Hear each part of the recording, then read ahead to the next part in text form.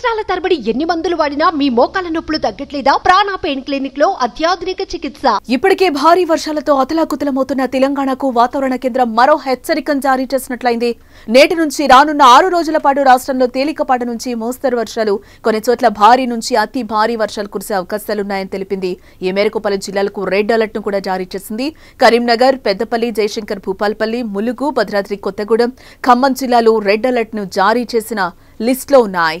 ఇక ఆదిలాబాద్ జిల్లాలోని కొన్ని ప్రాంతాలతో పాటు కొమరం భీం, ఆసిఫాబాద్, మంచిర్యాల, నిర్మల్, నిజామాబాద్, జగిత్యాల, హన్మకొండ, సిద్దిపేట, వికారాబాద్, సంగారెడ్డి, మెదక్, కామారెడ్డి, మహబూబ్ నగర్, నాగర్ కర్నూల్, వనపర్తి, నారాయణపేట్, జోగులాంబ, గద్వాల జిల్లాల్లో కూడా భారీ నుంచి అతి భారీ వర్షాలు కురిసే అవకాశం ఉంది.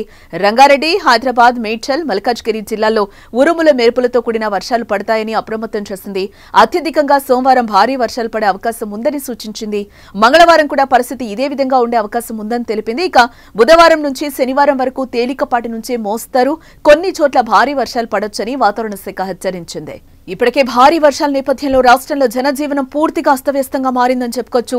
2 రోజుల నుంచి వానలు దంచుకొడుతున్నాయి. పలు ప్రాంతాల్లో వాగులు, వంకలు పొంగిపొర్లుతున్నాయి. కొన్ని ప్రాంతాల్లో ముసురు అలుముకోగా మరికొన్ని ప్రాంతాల్లో కుండపోత వర్షం కురుస్తోంది. దీంతో చాలా ప్రాంతాల్లో విద్యుత్ సరఫరాకు అంతరాయం ఏర్పడింది. రాష్ట్ర వ్యాప్తంగా భారీ వర్షాలు కురుస్తున్న నేపథ్యంలో అన్ని ప్రభుత్వ విభాగాల అధికారులు, సిబ్బంది అప్రమత్తంగా ఉండాలని సీఎం రేవంత్ రెడ్డి ఆదేశించడం జరిగింది. వాతావరణ శాఖ రెడ్ అలర్ట్ జారీ చేయడంతో ప్రధాన కార్యదర్శి శాంతికుమారితో సీఎం మాట్లాడారు. ముఖ్యంగా మున్సిపల్, విద్యుత్, వైద్యారోగ్య, రెవెన్యూ శాఖల యంత్రాంగం మరింత చురుకుగా వ్యవహరించేలా చూడాలని సూచించారు. లోతట్టు ప్రాంతాల ప్రజలను తక్షణమే సహాయక శిబిరాలకు తరలించాలన్నారు.